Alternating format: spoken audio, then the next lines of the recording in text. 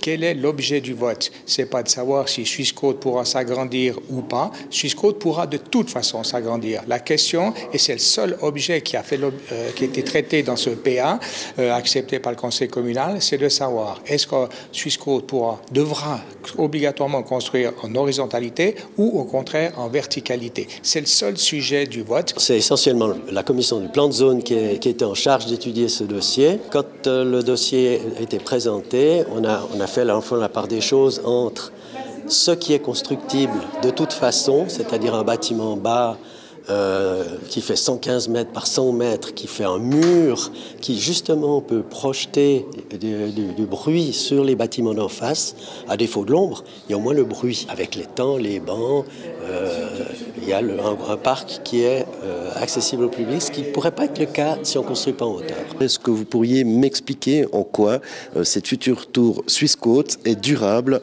et fait la part belle à la mobilité? Tout à fait. Alors déjà, il faut rappeler que Swissquote va de toute façon s'agrandir. Ce projet-là, en l'occurrence, permet de dégager de l'espace vert au sol, de créer des parcs. Et en concernant la mobilité, en fait, Swissquote, c'est une entreprise qui vraiment encourage la mobilité douce, l'usage des transports, en fait. Comme on l'a dit, les places de parc vont être diminuées de moitié par employé pour vraiment promouvoir l'usage des transports. Tous les partis sont réunis derrière ce projet. Tout à fait. Tous les partis sont réunis derrière ce projet. On a décidé de mettre de côté nos différences politiques afin de soutenir la décision qu'on a prise lors du Conseil communal de février et de montrer que c'est positif pour Gland d'avoir cette entreprise qui se développe. Alors vous représentez le comité de soutien interparti, mais aussi un comité citoyen qui est en support de ce projet.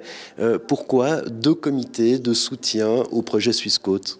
Parce qu'il y a un comité qui est politique, qu'avec des conseillers communaux qui soutiennent la décision du conseil communal, mais à côté, on a un comité de citoyens. Qu'est-ce qui fait que Gland doit absolument soutenir ce projet?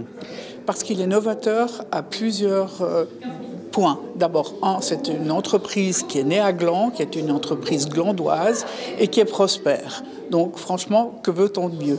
En plus de ça, c'est une entreprise innovante qui apporte beaucoup et qui se soucie de la population parce qu'en voulant densifier en hauteur, elle permet de libérer un espace vert qui soit destiné à la population. Et puis aussi, elle tient compte de la responsabilité sociale de l'entreprise. Elle met une crèche à disposition pour les employés et pour la population. Aujourd'hui, on est vraiment inscrit dans la réussite de ce projet à Gland. Comme vous l'avez vu, on a le soutien de tous les partis politiques, on a le soutien des autorités. On a vraiment une force derrière nous qui nous pousse à envisager le oui le 15 mai. Et on y croit fermement.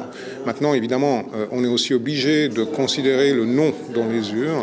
Et dans ce cas de figure-là, tous les scénarios sont possibles. Mais je ne dirais pas un départ à l'étranger de l'entreprise. Je dirais plutôt qu'on envisagerait cet éparpillement des ressources sur les différents sites que nous avons déjà.